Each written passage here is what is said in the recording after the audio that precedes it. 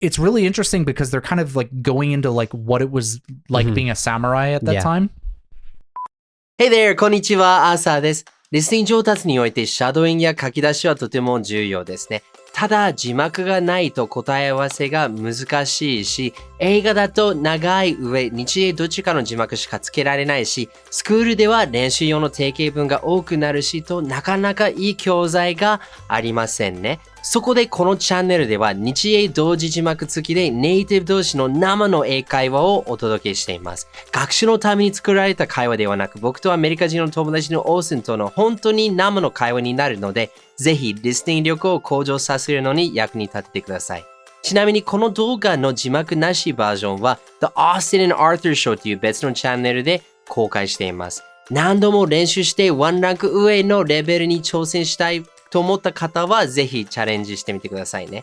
さて今日のテーマは日本が題材の洋画についてです。今世界中で話題になっている日本が舞台のドラマ将軍を中心に世界的に高い評価を受けている日本の時代劇が日本在住の僕らからしたらどうなのかについてのディベートをしてみました。それでは Let's get started。いつもより導入が少し長くなってしまうのですが、より今回の会話をお楽しみいただけるようにここで将軍について簡単に補足させてください。補足は必要ない。早く本編が見たいと思う方は、こちらに表示されているタイムコードの部分までスキップしてくださいね。今、ディズニープラスで放送されている将軍は、1980年頃に放送されたドラマシリーズ将軍をリメイクしたものです。そしてどちらの将軍も昔イギリス人作家が日本の戦国時代をテーマに書いた将軍という歴史小説を原作としています。この歴史小説将軍はかつて日本に漂着後日本に帰化した戦海士ウィリアム・アダムス、改名は三浦安心をモデルに外国人視点で見る当時の日本について描かれた小説なのですが、これがアメリカとイギリスで大ヒットしたため、最初のドラマ将軍から作られることになったというわけですね。で、オースティンが動画内で言及する1970年代のドラマは一番最初に作られた将軍。小説とはこの原作となった将軍を指しているので、このあたりも踏まえてご覧いただければ混乱せずに内容をお楽しみいただけると思います。それではお待たせしました。Here we go! All right, man. Cheers. We are about 2/3 of a bottle in, so yeah, from our Ghibli episode. It's funny because we just polled the AA friends group asking for an idea, and as we did that, we came up with an idea ourselves. So we'll figure it out. But what was our idea this time? So we're gonna talk about Japan being represented in the media, specifically Western media, though. Yeah, like American media in particular. American media in particular. Because, like, we were just kind of like spitballing topics, and then like we mentioned this, and all of a sudden it's like, oh, whoa, there's actually a lot to talk about here. Yeah, because you talked about how recently you started watching Shogun. Oh my God. Disney Plus. Okay, so first of all, this comes from a book. Yeah. And I don't think it's a true story, but I think it's based on true events. Yeah. But anyways, I don't know who wrote the book. I learned about it and then I forgot their name. Yeah, I forgot. But you should check it out if you're into books. Yeah. It's a very amazing story.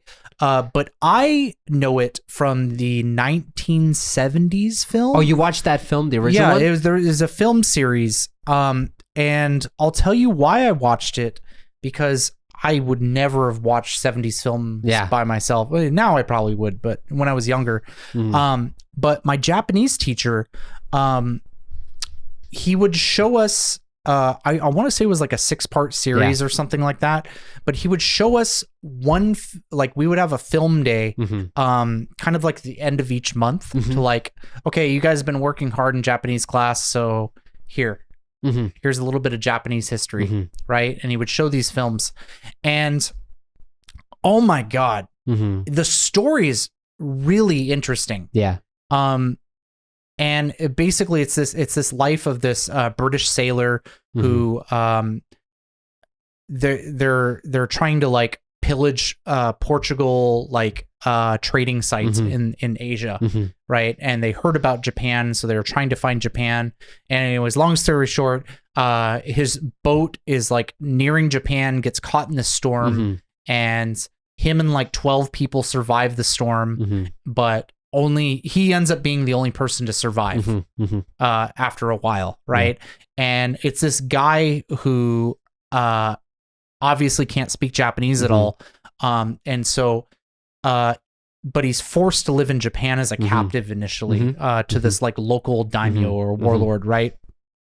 And so it's a really great way, especially if you're a Japanese person, it's a really great way to look at your culture through the lens of a person who has no idea what Japan is.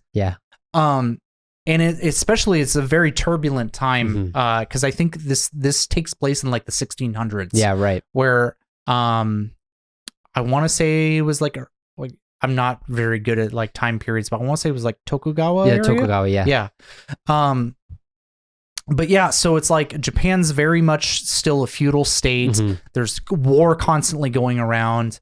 And it's like this outsider's perspective trying to like understand what the hell is going on in this country. Yeah, right. Right. And over time, he starts like learning Japanese and he starts like adapting into the culture and everything. And he ends up like kind of rising to a point of power. Yeah. Like later in the story. And it's amazing. Yeah. I couldn't recommend it enough. But is that the 70s movie you're talking about, or are you talking about the modern one? The 70s one. 70s one. Okay. I mean, I've just now watched the first episode. It's on Disney Plus, but I think it's Stars. It's not like it's like vaguely associated with Disney. But so far with the first episode, they've kind of changed like a little bit of detail, but it's mostly stuck with the original story. Yeah. I think the thing that they focused on a little bit more with the new show is like they're giving the Japanese characters in the show a lot more screen time. Whereas like I think the 1970s one, and obviously the book, because the main character is the British guy. Yeah. Right.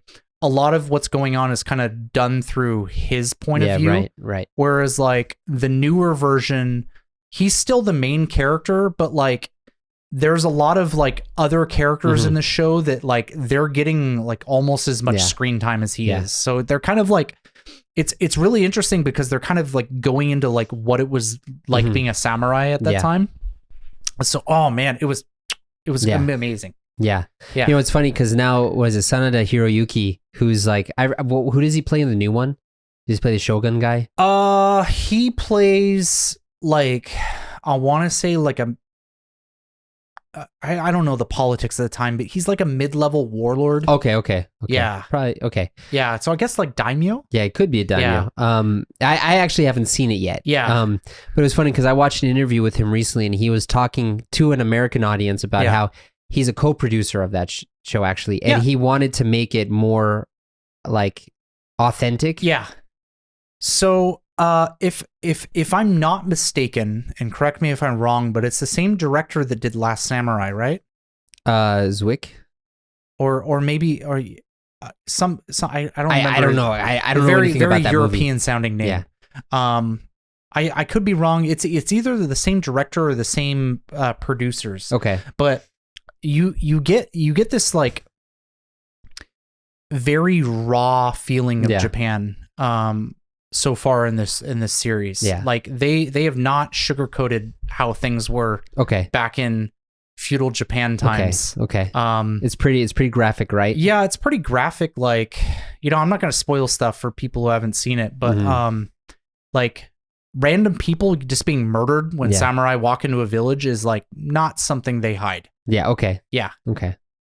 So I appreciate that, but they also like kind of take the original tone of the book kind of like paints Japan as kind of being this like savage place, but like beautiful. But I feel like they've kind of like removed the European bias from that. Okay. And they've kind of like gone, okay, well, you know, there's some pretty savage stuff that does happen here. But it's like, we're trying to introduce Japanese culture and like really show people what it was like. And it's beautiful, man. Yeah. Oh, it's so good. I can't give it enough praise.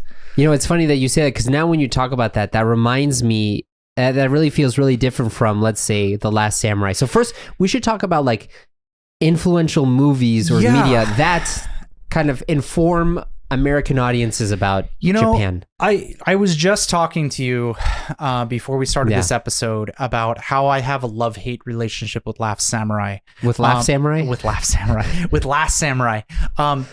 First of all, before I start giving my opinions on it, I was really surprised to learn how popular that movie is here.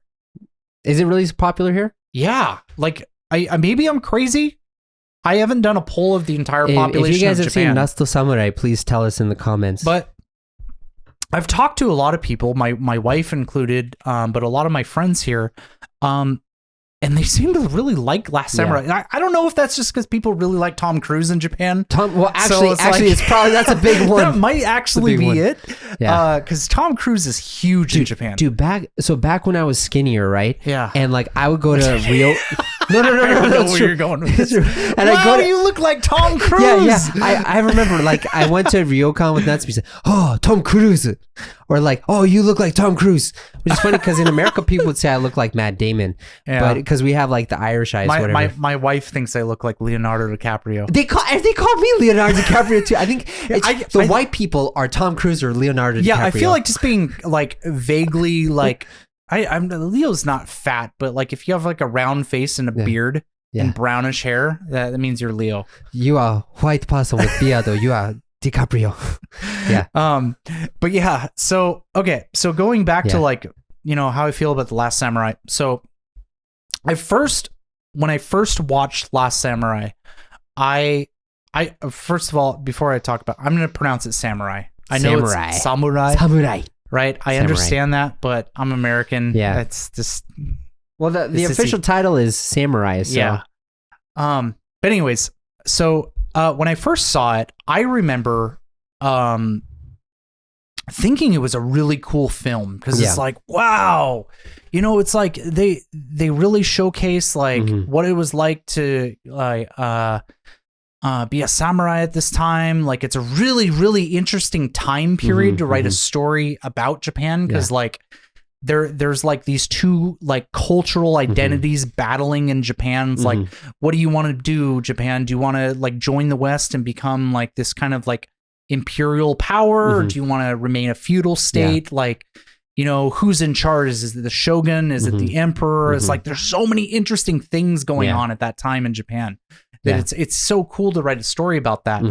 But like also it's like you have this third party coming in where it's like America coming in and just being like, hey, so it's time to start trading with everybody. Yeah. And it's like Japan kind of dealing with that and going, okay, well, we've been fighting the past 300 years with swords and then these guys have guns. Yeah. How do we deal with this now? Well, here's the thing that I want to bring up, because by that time all samurai use guns. Yeah, all that time, and it's funny because when the first movie I watched that really dealt with Japan was The Last Samurai, right? Yeah, and I remember because I had just started learning Japanese, and my mom said, "Arthur, you need to watch The Last Samurai. It's so good. You would love it because you love Japan." Yeah. Like, oh, Mom, come on. I'm not gonna like it. It's just Tom Cruise is a samurai. That doesn't make any sense. Yeah. But then I watched it and I really liked it. And then I became fluent in that. Then many years go by and I became fluent in Japanese. I moved to Japan. I got used to life here. And then I watched it again with my dad. And it felt so weird to me. Like I went through a same feeling where it's just like, oh, why is this white guy in the film? Yeah. Like what the hell? Why is this like, you kind of wanted like the purity of just like, I just want to see Japan. Well, right? it's not just that. It's like, so like that movie may be different from Shogun, but that movie really holds samurai to like an idealized state. Yeah. Whereas most of them were just like, hey, we have swords and we have authority to kill you if we want to. Just listen to us. We're going to collect your taxes. Sure. And there was not so much honor for a lot of people. There were a lot of poor samurai actually by the end of the Meiji period. Yeah. But just looking and seeing how that movie basically is saying underneath the veneer of modern Japan, this is what's at the soul of Japan. But it seemed like a caricature. That it was. It's almost like if a Japanese director, producer, whatever, wanted to make a movie that embodies the American spirit, and they made it a cowboy movie about a guy who doesn't get drunk. Yeah. And he protects the women. Yeah. And he abides the laws, and he kills the bad guys. You know, and like, I don't know. That just feels. It just doesn't match to me. Yeah. No, I definitely see where you're coming from there. Yeah. I've since kind of changed my opinion on it. And I think you brought up a really good point when we were talking off screen about this, where a lot of my issues were if you watch the film, at least like very much on a surface level and kind of like a little bit deeper too, Tom Cruise starts being the embodiment of like the Bushi spirit. Yeah. Of like, you know, what it is to be a Bushido, samurai. Yeah. Right. And I had a really big problem with that because it's like, okay, well, this guy's like a white guy and he's like kind of like rallying everybody and like, you know, it kind of comes across that he's kind of like leading the samurai into battle and everything. Yeah. And, you know, you mentioned this earlier. It's like, well, he's not really the white savior. He's the guy that gets rescued and redeemed. Yeah. Right. Because his character in the film is actually like a really terrible person. Yeah. Yeah. He is. Right. He comes from like Manifest Destiny era America, where kill all the Indians. Yeah, it's like it's not there's no definitive number, but they've estimated that like 9 million Native Americans were killed at this time, because America was just like, hey, Native Americans, so we made all these plans with you. You guys could live in these areas, but we kind of want those areas now. Yeah. So either you leave or we kill you. Yeah. But it's okay, because if you leave, we're just going to kill you anyway. So, yeah, right. So like, you know, he has all this PTSD from slaughtering Native American tribes. And the guy is an alcoholic and he wants to die. Yeah. Right. And the whole thing of him going to Japan is like, he wants to get killed in battle over there. Yeah. Right. Yeah. And so eventually he like fights in battle and like, he impresses like this local clan leader who's like trying to like rally the last samurai in this area, and he ends up getting redeemed, right? And that's his character, and so it's not really about him becoming Japanese. It's about him like being saved by these people and then adopting their identity and like fighting with them, right? Yeah, I think to really like that movie, you have to, because it's a good movie. Yeah. But you have to understand that it's not a movie about Japan and its reality. Yeah. And there are values that are being communicated through the medium of Japanese culture almost. Yeah. And so like there's a lot of things wrong with the movie, but it's actually, I mean, historically or whatever, but it's actually a really well-made movie. Yeah. I feel like the intent of that movie, like it was made to say, like it was obviously made for a Western audience, right? And it was made to go, okay, you guys don't really know what Japan's like. Here's like a couple things in Japanese history that we've put together. And here's this time period that Japan was kind of transitioning into kind of becoming more Westernized. And here's that. Yeah. Yeah, it's funny because I almost feel like that's almost like a reaction to what was happening in the 80s. Because have you ever seen any 80s American movies based on Japan? Have you seen Black Rain? The Karate Kid?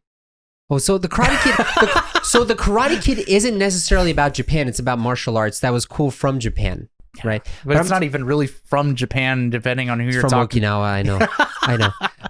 But so the movie that comes to mind, and this is probably because this is the movie that my dad liked, is Black Rain. I haven't seen it. Which is a Michael is it Michael Douglas? Charlie Sheen? Who's his dad? Idea. Who's the main character of Wall Street? Gordon Gekko's character. Do you know who I'm talking about?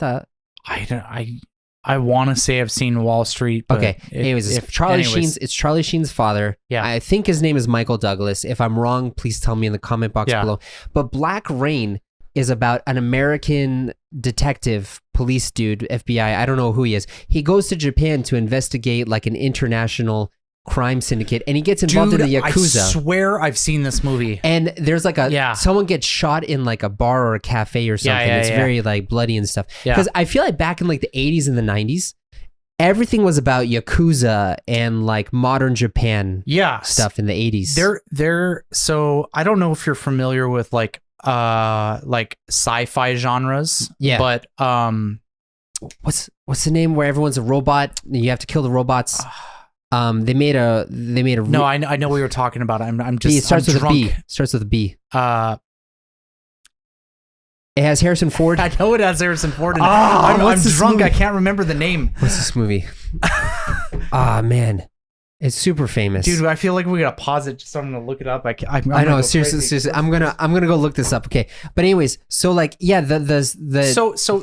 what I want to get into is cyberpunk. Yeah. Cyberpunk is a sci-fi genre that I'm gonna get pissed off when you tell me the name of this because it's one of my favorite like remakes. It's not Minority Report. Anyways, no, it's not. We're gonna go. I'm sure it's driving everyone nuts watching this because they probably know it. I know. But anyways, so cyberpunk is a genre that was invented because a lot of people predicted that Japan in the 80s would end up becoming the world superpower. And like Blade Runner. Oh my God. It's such a good film. Both the new one and the old one. They're amazing. Yeah. But like Blade Runner takes place in the dystopian future, and I want to say it's Los Angeles. It's Los Angeles, yeah. But it's in the year 20. I think it's like 2025 or something. But these films take place in futures where like Japanese business companies kind of like end up taking over the world in a sense, where countries kind of cease to exist, and instead of the governments running cities, it's these mega corporations. Yeah. Right? Which is actually kind of similar to nowadays, actually. To an extent, for sure. But like this whole idea of cyberpunk comes from Japanese culture, and it's like kind of actually more of fears of Japanese culture of like Japan taking over and like creating these dystopian areas. In Blade Runner, he orders noodles in Japanese. Yeah. It's because Japan took over the United States. In the history or in the the future in that film, but not through military action. It was like they just bought it. Yeah, right. Exactly. Well, because at that time, actually, a Japanese dude bought the Empire State Building. Did you know that? There was a period in the 80s where a Japanese dude owned the Empire State Building. Oh, that's interesting. Yeah. But yeah, so like there was all this push of like, it's kind of interesting because depending on the era that the film is supposed to be portraying, kind of depicts the lens that Japanese culture is shown in movies. Yeah, right. Yeah. Right? So what I mean by that is if you go through if you go to like period eras where it's like the Tokugawa era or like the Meiji Restoration era, Japan's kind of like, I want to say it's like kind of given like rose tinted goggles, like, oh, look how romantic samurai are. Look at all these beautiful things. Like, look, everyone's wearing kimonos, and like look how beautiful Japan was like back in the ancient times, right? And then you actually see something similar in Western media depicting World War II. Okay. So I want to bring up a few examples. So in World War II movies, actually Japan's featured quite a bit. Yeah. But I'm going to give you some stark contrasts here. So you have the movies Saving Private Ryan and Fury. Okay. Which talk about the Eastern Front in Europe, where Americans are fighting Germans. And one thing that's synonymous with Germans in World War II films is they are the bad guys. Yeah. They're like the devils. You will never see a war movie set in Europe with America fighting Germans and Germans seeming like decent people. Yeah, right. They're always just depicted as like the worst human beings you could possibly think of, right? But you don't see Japanese soldiers portrayed in the same way. Okay. So what are some movies that come to mind? I'll bring up a couple examples. So first of all, you have the movie Pearl Harbor. Which obviously, judging by the name, depicts like the history and like everything happening in Pearl Harbor and kind of like immediately after that, right?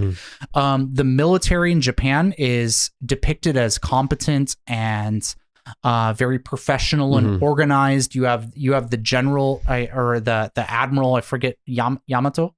I want to say Yamamoto. Oh, Yamamoto. You have him like kind of talking with the emperor, like when they're planning out this attack, right? And he's like, I'm going to be honest, I think this is a really bad idea and we shouldn't go to war with America because I think that like he has like a really famous quote of like, we're waking a sleeping giant. Yeah. Right. And so there's a lot of respect given to like depicting the Japanese military. What year did that come out? 2001. So I think that's Something really like key, that. man. Because we have to talk about. I think it makes more sense to talk about not necessarily the genre of the movie, but the period in which it came out of. That's a good point. Because think about back in a movie that really comes to mind when I think about Japanese portrayals is Breakfast at Tiffany's. Okay.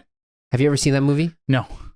Hey guys, if you've watched this far, you're gonna love our Austin and Arthur friends. In the Austin and Arthur friends, you're going to really improve your English listening. And I mean a lot. Yeah.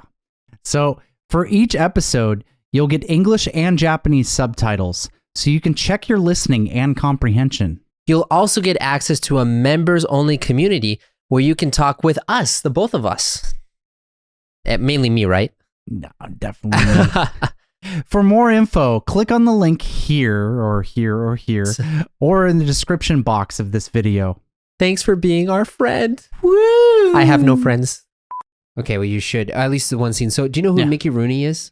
Yeah. So, Mickey Rooney plays Audrey Hepburn's landlord. Okay. And she leaves every day, and he's a Japanese guy. You have him playing like Yellowface, right? Yeah. And so he has the buck teeth dentures in, and he says, I think her name is not Tiffany. I forget what her name is, but he's like, where's my rent? You know, and he talks in like a weird Japanese voice. He's like, I'll have your rent for you soon, Mr. Yamamoto. It's the 5th day. I need it now. They like make him seem like an idiot, right? Yeah. They actually have a scene where she lives in the unit below him, and I guess she makes a noise or she makes a move, and he's like doing some sort of like traditional Japanese art kind of thing or whatever, and there's a shake, and he like makes a mistake, and he's just he gets like super angry, you know, and that's like 50s, 60s right there. I will say that I think there's a big difference between how Japan is portrayed in film versus how Japanese Americans are portrayed in film. Oh, but he's not Japanese American. He's is this not take place in? No, it takes place in America, but he doesn't. He's not a native English speaker. Okay. So if anything, he's an immigrant. Yeah. You know. Yeah. But then when you get into the 80s, like I talked about, you have the Yakuza stuff and like all the fighting thing. Like the Japanese are strong and scary kind of things. Yeah. And then in the 90s, you have like Power Rangers and like Tokusatsu tech stuff. I would love to talk about the Power Rangers because. And we will, but I just need to finish this thought, man. Yeah. But then when you get into the 2000s, it's like Japan is an honorable society. Let's look at how these are actually good people. Yeah. And after anime was implemented. Right. And after they stopped being a threat, like an economic threat, it actually really, I feel like it almost like parallels kind of how Native Americans are portrayed in media in the States, because now you have all these movies about like the noble Native American. Look at all the bad stuff that America did to the Native Americans. But during the 50s and the 40s, when that was still kind of fresh. I feel like I mean, obviously, like the 50s were just full of racism, right? Yeah. But like, I actually feel like, especially with Western, a lot of like the Native American, like, let me explain where I'm coming from on this before I sound ignorant. I'm thinking of like Lone Ranger. I've actually never seen Lone Ranger. Okay, so Lone Ranger has got this partner who's a Native American. I think he's like in the story, he's like an Apache tracker where he's like really good at finding people, right? and he's kind of like the Lone Ranger's best friend. He doesn't speak at all, but like they're partners and they do everything together, and like he treats him with quite a bit of respect, right? And so like when I think of like Native Americans in film, I kind of think of like that, where it's like they're kind of like partners. Yeah. But there's also a lot of representation of them just being savages and the enemy, you know, like when you look at before 1950, you know, like I remember, so I'm from Massachusetts, right? Yeah. And the Massasoit Indians are gone. They've been dead for a long time, but you still have writings from people talking about they are devils, they are coming to kill us, they are messengers of Satan, you know, because they are seen as the enemy. Yeah. And that they are the enemy plays in even like, you know, when in my dad's generation, they would play cowboys and Indians, and the Indians were always the bad guy, you know? Yeah. And I feel like that's the same thing with Japan. Like, of course, after the war, you still had the economic threat, and there were people boycotting Toyota cars, being like, I don't want no Japanese-made car. I want my Ford, American stuff. 100%. And then when that stopped being a threat, it's like, oh, Japan is such a beautiful society that's respectable, and we should learn from them. And then The Last Samurai comes out, and like Pearl Harbor, you know, all these things. Oh, that's a good point. I never really thought about that. Yeah. But we can't talk about your favorite period of film. Do you want to talk about the Power Rangers stuff? So I didn't even know the Power Rangers were Japanese I didn't until either. I was an adult. Yeah, me too. Yeah. It was such a weird thing. I'll tell you how I found out about it, because I love the Power Rangers. Like, what little boy didn't like the Power Rangers? In the 90s, growing up in the 90s. Oh my God, right? Yeah. Go Power Rangers. Yeah, so, okay, I'm a little upset because the Power Rangers aren't even the Power Rangers. Yeah. That's just the American, like... Yeah. The Go Ranger, right? So basically, what are they called? Oh, in Japan, they're called Go Ranger because there's 5 of them. Yeah, right? So...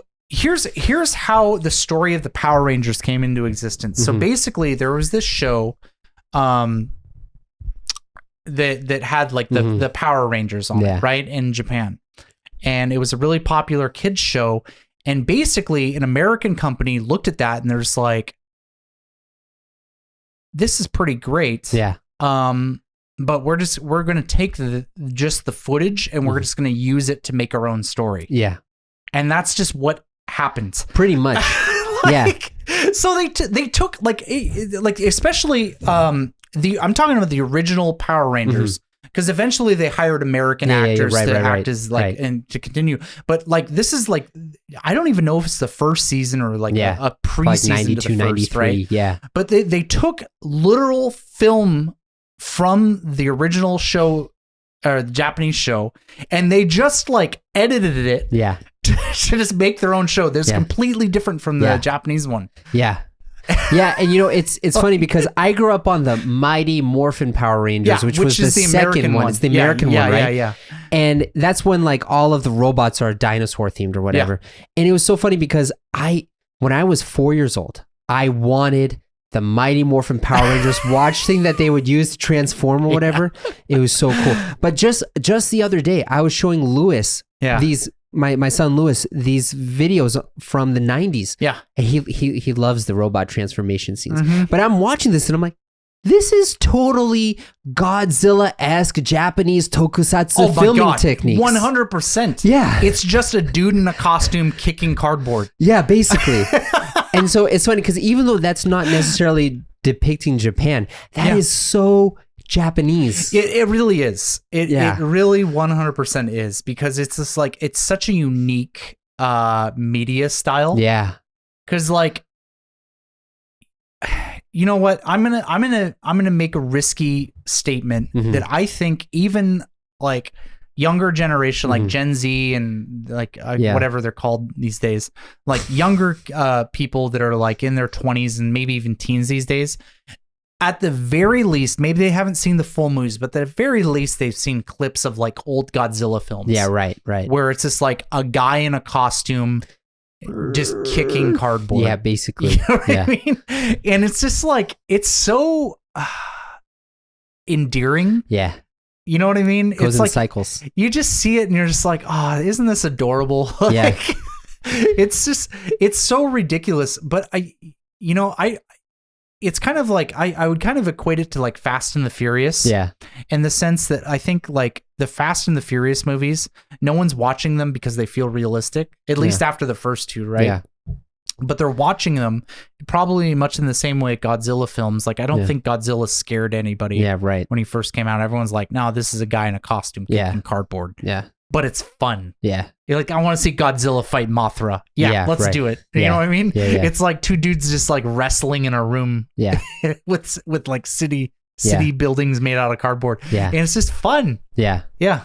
Yeah. It was just, what was I going to say? I feel, I really see, how Japanese cinema really influenced America, because back in the 60s, I think it was, what was it? The Magnificent Seven came out. Yeah. And that's based on the Seven Samurai. Oh, 100%. Yeah. Like, and then, like the story is exactly the same. Yeah, just cowboys and not samurai, right? Yeah.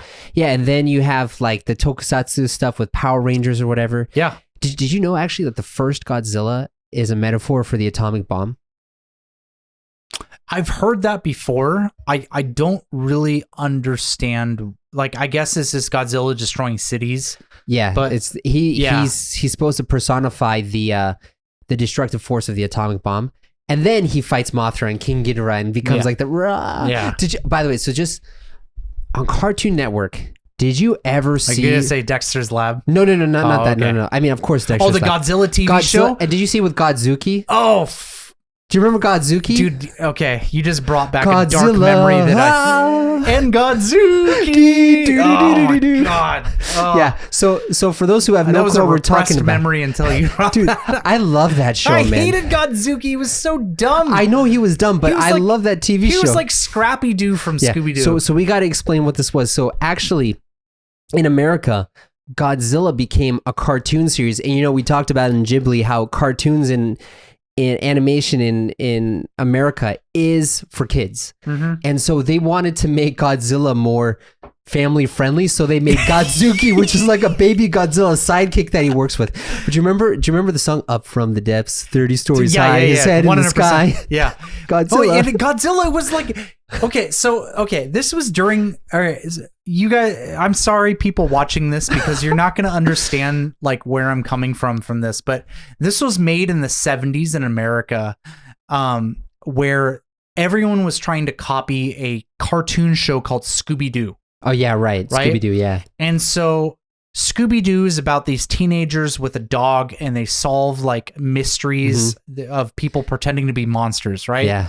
And so Godzilla, following that formula, had this teenage group solving mysteries. Yeah. But then at some point in the episode, Godzilla, a literal giant freaking monster that's like 30 stories high, which who fucking knows how tall that is? Yeah. I'm sure you can measure in math, but just shows up in the middle of the show and does like random, and it's like, my work here is done, and then leaves. Yeah. I remember some of the Scooby-Doo episodes. I don't remember a single one of the Godzilla. If you watch them, they're the most random thing. And it's just like Godzilla will show up and like, whoa, Godzilla, he's rescuing the cat from the tree. Wow, thank you, Godzilla. And he goes back down in the water, and then Godzuki's like, and does some dumb sound. And it's just the dumbest. Dude. Oh, God, man. Like I said, you just awoken a repressed memory from my childhood. I just remember the theme song, so there's nothing wrong with me. Oh my God. So it's just a question for you. Have you, so going back to like portrayals of Japan in the media, not Japanese influenced media, but one movie that I saw recently that I really like, that also I feel is really true to life, at least a lot of Japanese people feel that way too, is Letters from Iwo Jima. Have you seen that? Beautiful film. Yeah. Beautiful I cry every time I watch that film. Yeah. Have you seen Flags of Our Fathers too? I have. I've seen them. I haven't seen that one yet, but I know they're like on the same. It's I will say something that's pretty interesting about those films is they're depicted as very differently from have you seen The Pacific? No, I haven't. So I don't watch many war films. I mean, I guess it's just because I was a military guy. I love war films. I watch war films all the time. Yeah. I love them. Especially I love learning about Marines. I feel during like World War II. I feel because you were so much closer to it, like you can appreciate it to a whole different it's level like, than I as do. a Marine, it's like, I can Like- look back. It's like, okay, I want to know what happened with everything. Like when I'm watching these military movies, I'm wondering how much of it is a caricature and how much of it is true to life, and For am I sure. like just enjoying the caricature because Yeah. I've never experienced that before, Yeah. you know. But anyways, so it's kind of interesting because I would say Letters from Iwo Jima and Flags of Our Fathers does a really good job of portraying Japanese soldiers in a light that, I guess, kind of like taking your own words, they're portrayed as very honorable. Yeah. And it's like really kind of showcasing the strife and the suffering that they encountered like fighting in the Pacific War. Yeah. If you watch the show The Pacific, it does not do that. Is it a show? Yes, Okay. it's a HBO series. So if there's two series that HBO did with Band of Brothers and the Pacific. Oh, okay. So Band of Brothers is following an army, or I can't Yeah, I remember know if they're Band of Rangers Brothers. or airborne. Yeah. I think they're airborne, but it's like fighting in Europe against the Germans, right? And the Pacific is kind of like the mirror version of that, but it's kind of like done so in a really brilliant way that it was kind of like done with like they're mirroring each other, right? Where you have Band of Brothers, which is going, and the whole theme of Band of Brothers is it's like these guys are behind enemy lines, the Germans are overpowering them, and it's like they're kind of grouping together and trying to overcome and beat the Germans. Yeah. Whereas the Pacific, the way it depicts Marines fighting Japanese soldiers, where it's like the Marines are the overwhelming force. Japan is going to lose on all of these conflicts, right? And where in like other war films that like Japan's depicted as being like really honorable and like fighting and everything, a lot of the battle scenes are shown with Japanese soldiers getting absolutely slaughtered. Like they're a lot of the time dying in really like stupid inhumane ways? No, Okay. not stupid ways, but like inhumane ways. Like they depict there's one really like it's kind of a hard scene to watch, but I would say that I really like that they put it in the film because I think it depicts Marines as a little bit more realistic than I would like to care to admit, because a big difference between Marines and like regular military, like army, right, is Marines are really brutal. Usually when they go in combat situations, there's a very high kill count. Part of how Marines are trained, but also kind of like you go through an indoctrination when you join the Marines, and you're there to kill people. Like that's your job as a Marine. You're there to kill people. You're not there to be like the hero or anything. You're there to murder everyone there. Right. And especially when Marines see combat, they develop, PTSD because they're people just like everybody else. But that manifests a lot of the time in ways that aren't good, right? So there's this scene where they take over an island from the Japanese military, and there's like really intense fighting at night, and at the end when morning happens, they're like Japan lost, right? And there's all of these Japanese soldiers that are dead on the ground, and there's like 2 or 3 guys that are still alive, but on the Marine side, like basically nobody died because they caught them in an ambush, right? But there's this Japanese soldier, he's in the center of this river, and he's the only one alive around him, and the Marines are just kind of like shooting around him, just kind of joking. And it's really hard to watch, especially if you can understand Japanese, because the guy's just like begging them to shoot him. It's like, please just end my suffering, stop this. And the guys are having fun shooting him, and finally, like, one of the main characters in the show ends up like shooting and killing him just to kind of put him out of his misery. But I think it's one of the first shows that I saw that really depicted like how brutal the war was. And it kind of removed this like romanticized version that you often see of World War II with Americans and Japanese soldiers fighting each other.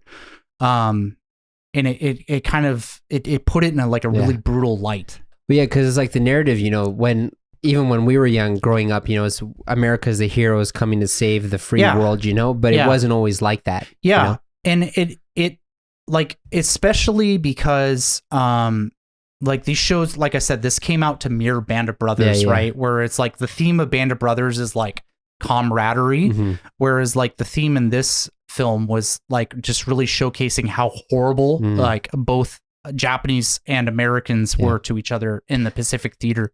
But it's so you do have a lot of those war films. I feel like nowadays, though, especially in the recent years, there's been kind of a pushback to like Edo period stuff, samurai stuff. It's really interesting. That's kind of creeped up in the 2000s. Shogun, and then on Netflix, there's a documentary about the samurai, about the Sengoku Jidai, Yeah. And it's like, it's funny because a lot of Americans, when they think about Japanese culture, they think of samurai. Yeah, I think just Americans being Americans, we're obsessed with war, right? Yeah. So it's like we're instantly attracted to any topic about war. Yeah.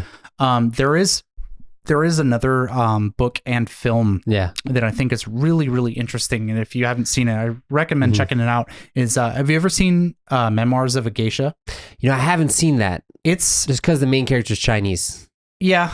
I mean, that's fair. But it's based on a book, right? It's not, they didn't just pull the movie out of their ass. Yeah. But the story kind of goes through this girl who obviously starts out as a maiko and like goes through life as a geisha, and it kind of like goes through like all the things she sacrificed. Like she didn't choose to become maiko, her parents sold her into it.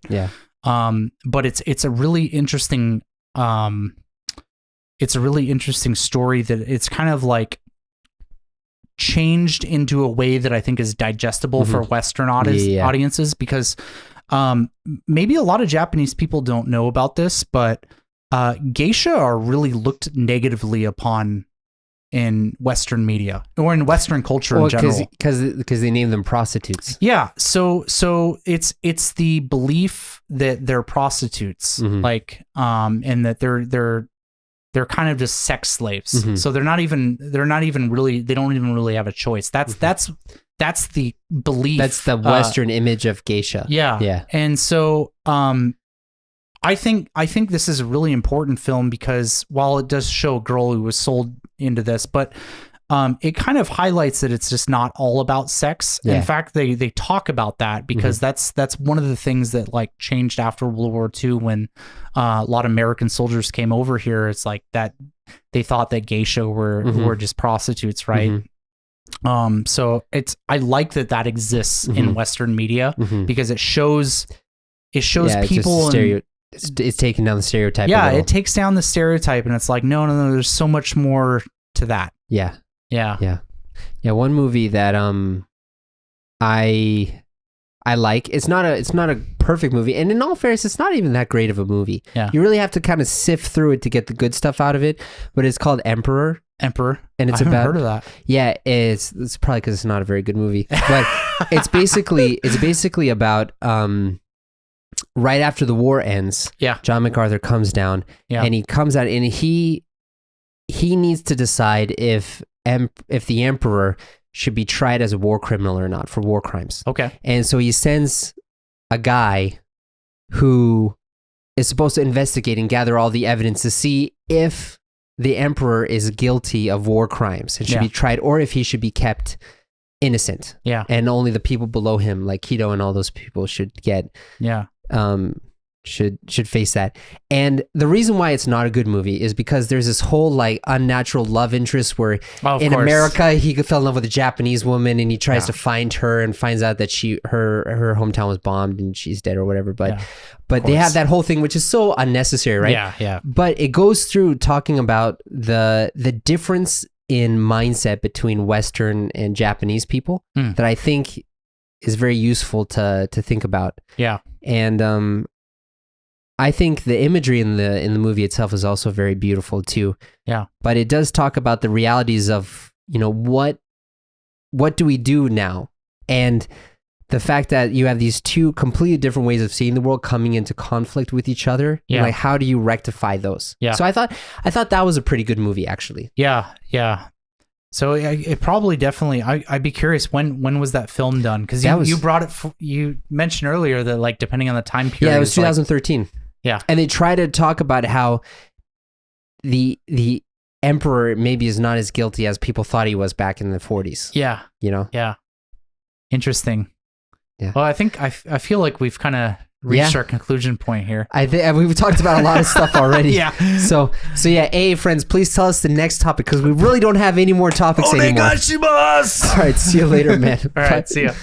今回の動画では僕たちの会話を中心に生きた英語をお届けして、もし英語でコミュニケーションが取れたら、どんな意見交換や発見が広がっていくのかということを体験していただきました。そして実は誰でもあなたも英語を使ってこういう会話ができるようになります。ただ多くの方がやっている英語のフレーズや文法をたくさん学ぶ勉強法では、いきなり外国人を目の前にして話す機会が来たら、頭が真っ白になって言葉が出てこないという状況にどうしてもなってしまうんですね。That used to happen to me. 僕自身も日本語を4年間勉強したのですが、実際に日本に行ったら全く話せなくて本当に悔しい思いをしました。でもだから発見がありました。その発見は英語を実際に話せるようになる鍵ということですね。その鍵はもっと勉強するのではなく、英語を実際に話す感覚を身につけるということです。それができたら、僕と僕の900人以上の生徒が気軽に楽しく会話できるようになって、人生が劇的に変わりました。その実際に話す感覚を身につけた方法は無料 ebook にまとめてあります。興味のある方はぜひこちらをクリックするか、動画の下のリンクもクリックしてください。Thanks so much for watching and I'll see you next time. これからも一緒に世界とつながりましょう。See you next time.